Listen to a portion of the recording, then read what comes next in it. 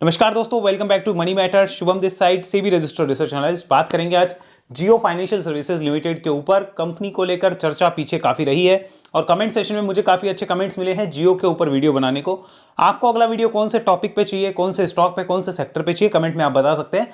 मैं कोशिश करूंगा जल्दी से जल्दी उस पर रिसर्च कंप्लीट करके आपके साथ शेयर करूं, जिससे मुझे भी कुछ जानकारी मिले और आपको भी मैं कुछ जानकारी शेयर कर सकूं। इस वीडियो में हम बात करने वाले जियो फाइनेंशियल सर्विसेज के ऊपर, कंपनी का बिजनेस मॉडल थोड़ा बहुत तरीके से समझेंगे, फिर हम चलेंगे फंडामेंटल्स पे और फिर हम लास्ट में टेक्निकल रिव्यू करके देखेंगे। एक्चुअल में बात तो टेक्निकल पे ही होगी कि मूवमेंट कब है, वो हम क्या एनालाइज कर सकते हैं और उससे क्या सीख सकते हैं, उसकी कोशिश हम करने वाले हैं। ध्यान रखिएगा, ये वीडियो किसी टाइप से कोई बाय सेल होल्ड की रिकमेंडेशन नहीं है। अगर आप इस वीडियो को देखकर बाय सेल करते हैं या होल्ड की रिकमेंडेशन मानते हैं तो आपको भारी नुकसान हो सकता है। Investment in securities markets are always subject to market risk and there is no guarantee of profit, not even 0.0000001%। इस बात का ध्यान रखिएगा, ये सेबी का और यूट्यूब की तरफ से भी हमें बताना आपको जरूरी है। अब आइए यहाँ पर जियो फाइनेंशियल सर्विसेज जो करती क्या है। देखो, सबसे पहले तो इसका डीमर्जर हुआ था रिलायंस से। अच्छा, एक इंपॉर्टेंट डिस्क्लोजर, इसमें मेरा खुद का फाइनेंशियल इंटरेस्ट है क्योंकि जियो फाइनेंशियल मेरे भी पोर्टफोलियो का पार्ट है, बिकॉज मेरे पास रिलायंस के स्टॉक्स थे काफ़ी पुराने। वो अगर डीमर्जर हुआ है तो मेरे पास भी जियो फाइनेंशियल के शेयर्स जो है मेरे डीमेट में और मेरे फैमिली डीमेट में भी पड़े हैं, दोनों तरीके से। ठीक है, अब आओ यहाँ पे जियो फाइनेंस करता क्या है। देखो, डाइवर्सिफाइड फाइनेंशियल सर्विस प्लेटफॉर्म है एक, जो कि लेंडिंग, पेमेंट, इंश्योरेंस, ब्रोकिंग और एएमसी रिलेटेड बिजनेस जो है वो करता है। अब ये सारा काम क्या होगा, इस सारे काम को बोलेंगे multiple financial product under one roof. एक ही बंदा आपको सारी फाइनेंशियल सर्विसेज दे रहा है, मतलब आपके फाइनेंस को मैनेज करने की 100% जिम्मेदारी लेने को तैयार है। आप गए कि भाई मेरे को इंश्योरेंस करवाना है तो इनके पास है, आप बोले आपको पैसा चाहिए तो इनके पास है, आप बोले आपको पेमेंट करना है किसी और को तो ये बता देंगे, आप बोले आपको जो है इन्वेस्टमेंट करना है तो इन्वेस्टमेंट, एएमसी, ब्रोकिंग, सारा काम ही आपका लेने को तैयार है। तो ये है जियो फाइनेंशियल सर्विसेज का काम। अब देखो, एक्चुअल में ये जो काम है, क्या इस काम में यानी कि पूरे के पूरे सेक्टर में आने वाले टाइम में ग्रोथ है कि नहीं है, that is the main question. तो इंडिया का जो फिनटेक सेक्टर हो गया, डिजिटल पेमेंट हो गया, एनबीएफसी यानी कि नॉन बैंकिंग फाइनेंशियल कंपनीज या नॉन बैंकिंग फाइनेंशियल सर्विसेज, उनमें आने वाले 5 से 10 साल में ग्रोथ है, क्योंकि हमारी डेमोग्राफिक चेंजेस भी हो रहे हैं काफ़ी चीज़ों में, और साथ में हमारी जो पॉपुलेशन बढ़ रही है, जो एक यंग पॉपुलेशन आने वाली है, उसको पैसे की जरूरत होने वाली है, और जिसके पास पैसा है वो उसको काम लगाने वाला है। तो उसमें जियो एक ट्रस्टवर्दी नेम बन सकता है। एएमसी बिजनेस आने वाले टाइम में ग्रो कर सकता है, that is one of the reason कि इसने अभी ब्लैक रॉक के साथ अपना इन्वेस्टमेंट भी स्टार्ट किया है, जेवी बनाकर। इन्वेस्टमेंट मींस कि इन्होंने एएमसी बिजनेस जो है वो चालू किया है। जियो पेमेंट बैंक लिमिटेड है, जियो पेमेंट सॉल्यूशन है, ये इसके बिजनेस है, जो कि इसकी सब्सिडरी है, वो संभालती है ये काम। जियो इंश्योरेंस ब्रोकिंग है, जो कि इंश्योरेंस का काम देखती है, और Jio BlackRock investment private limited है, जो कि क्या करती है, खाली एएमसी रिलेटेड बिजनेस को संभालती है। तो ये बेसिकली है हमारे पास में जियो का बिजनेस कि ये करता क्या है, कैसे करता है। अब अगर हम इनके इनडेप्थ एनालिसिस में जाना चाहें तो बहुत लंबा पड़ेगा, बट मैं एक बार फाइनेंशियल्स के ऊपर आपको थोड़ी सी पिक्चर क्लियर देना चाहता हूं। तो अगर आप यहां देखेंगे, अभी की डेट में देखें 300 रुपए का आसपास का प्राइस चल रहा है। पिछले करीब 5 दिन में स्टॉक जो है 1% से भी कम ऊपर है, 1 महीने में भी साइडवेज दिखता है, और 6 महीने में भी कुछ खास अपसाइड नहीं है, 5% के आसपास का दिखता है।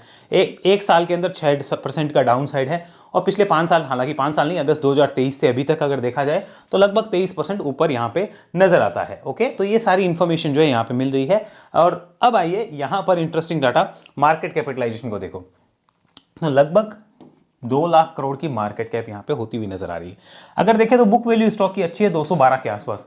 याद करिए, जब स्टॉक 200 के आसपास था तब भी हमने एक बार बात करी थी 200, 250 या उसके आसपास जाएगा, जब हमने वो बात करी थी कि ये बुक वैल्यू के आसपास है तो अच्छा माना जा सकता है, कंपनी अच्छी है। वैल्यूएशन आज की डेट में देखे जाएं तो देखो, प्रमोटर होल्डिंग अच्छी है, पी रेशियो बहुत एक्सपेंसिव नजर आता है, जो कि है भी, ये मानना पड़ेगा आपको।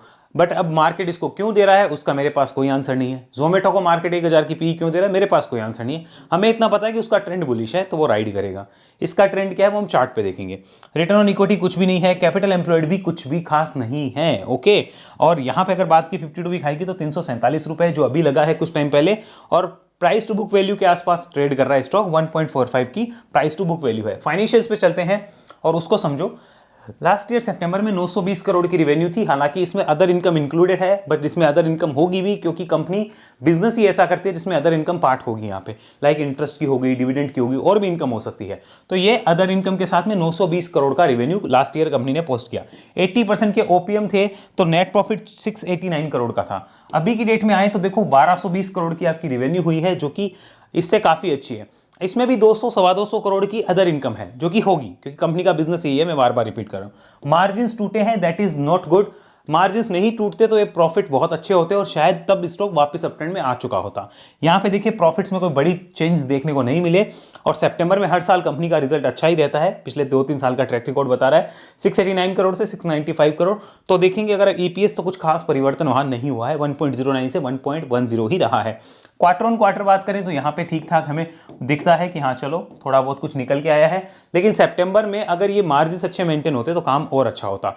बट नाम यहाँ पे जियो का लगा हुआ है तो देखिए काफ़ी चीज़ें, जियो या रिलायंस का नाम लग जाता है तो एक वैल्यूएशन उसको जो मिलनी है वो थोड़ी प्रीमियम मिलती है जब तक उस बिजनेस को लेके होप है।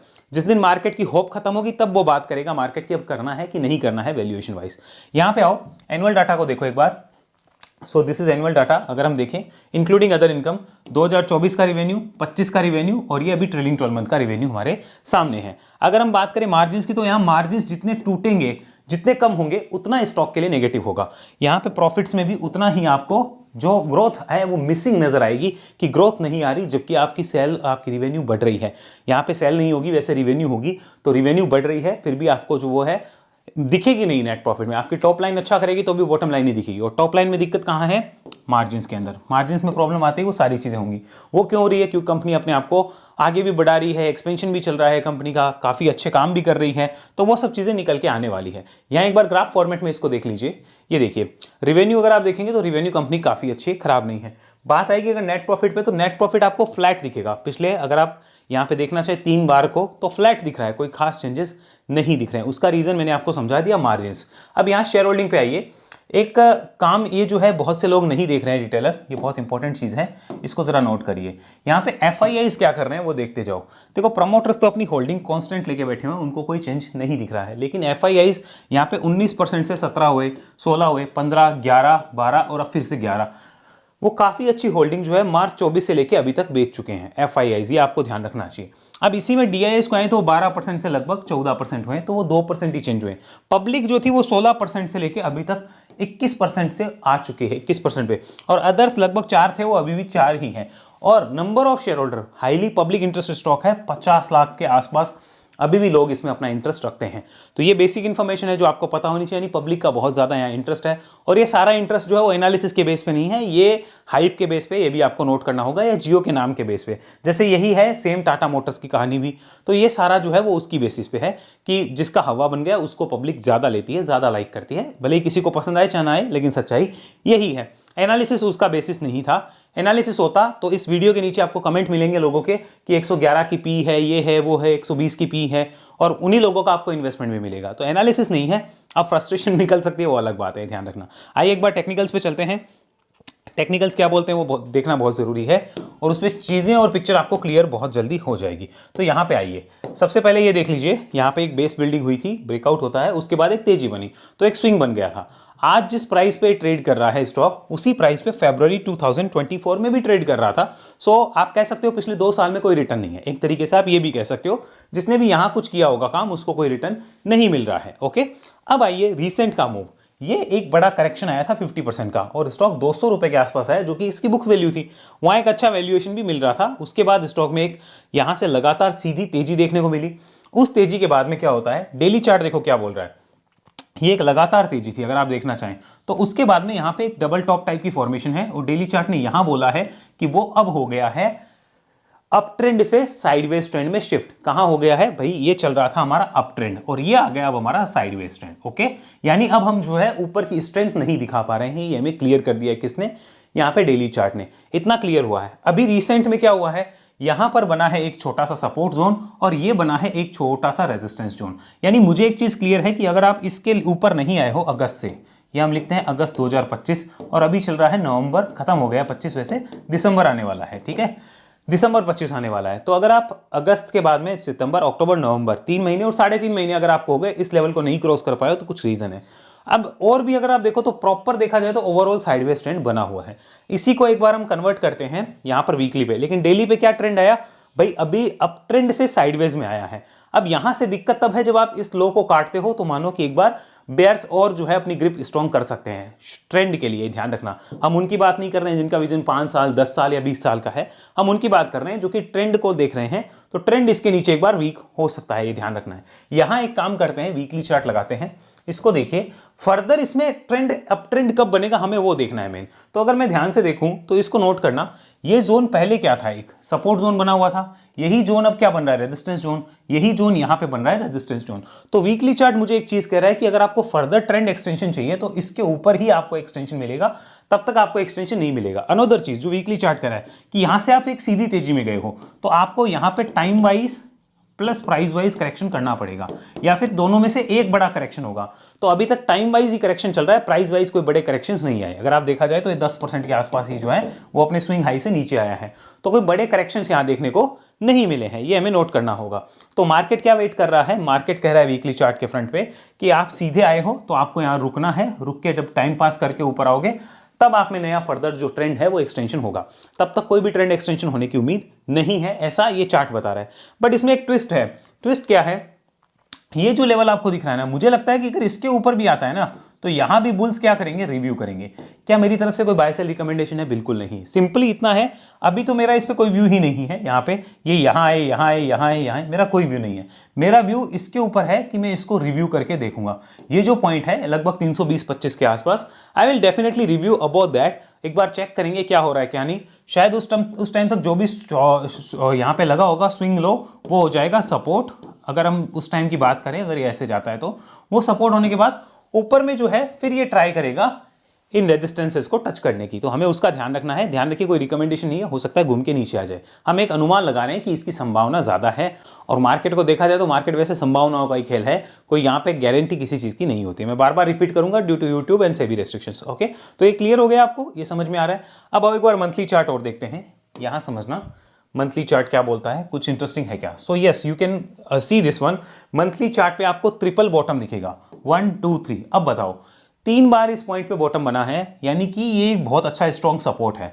अब इसी में अगर देखो तो 3 महीने से आप ये हाई भी नहीं काट पाए, तो अगर इसको भी काटो तो मैं उम्मीद कर सकता हूं कि शायद फिर ऊपर की तरफ आप फर्दर ट्रेंड एक्सटेंशन की कोशिश हो सकती है। तब तक तो हमें उम्मीद नहीं करनी चाहिए, क्योंकि अगर हम अनदर सिचुएशन एनालाइज करें कि ये इसके नीचे आता है तो फिर गेट यहां के और यहां के भी ओपन हो सकते हैं, जो कि हमें ध्यान में रखना चाहिए। आपकी जो 4 महीने की तेजी थी वो 4 महीने यहां पे हो चुके हैं, 4-5 महीने वो साइडवेज जा चुका है। यहां पे जो एक्साइटमेंट क्रिएट हुई थी उसके बाद जो बुल्स आए थे, कई लोग होते हैं ना एक्साइटमेंट के बाद आते हैं ये सोच के कि पिछले 4 महीने ऐसे गए तो अगले 4 महीने भी ऐसे जाएंगे।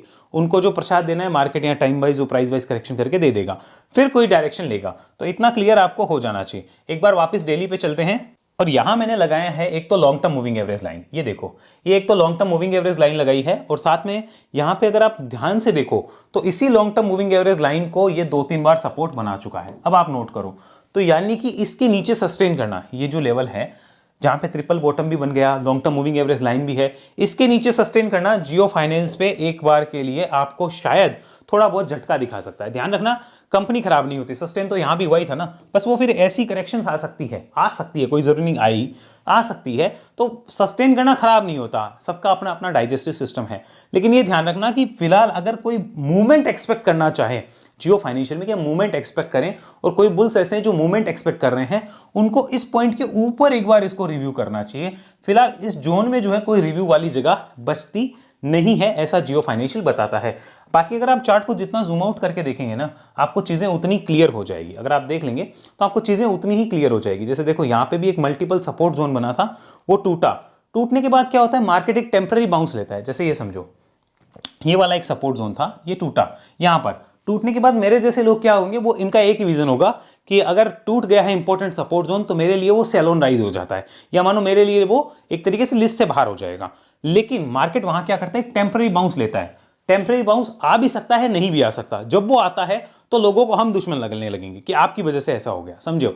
लेकिन बाद में वो क्या करता है, टेम्पररी बाउंस जिनसे यहां पे अपना एक्शन करवाता है उनसे रिएक्शन करवाता है। एक्शन रिएक्शन का मतलब कि मानो कोई स्मार्ट प्लेयर था जिसने यहां पे एग्जिट करा, टेम्पररी बाउंस उसको बोलता है कि तू री एंटर कर। उसको री एंटर करा के फिर कहता है कि अब कैसा लग रहा है ये बताओ।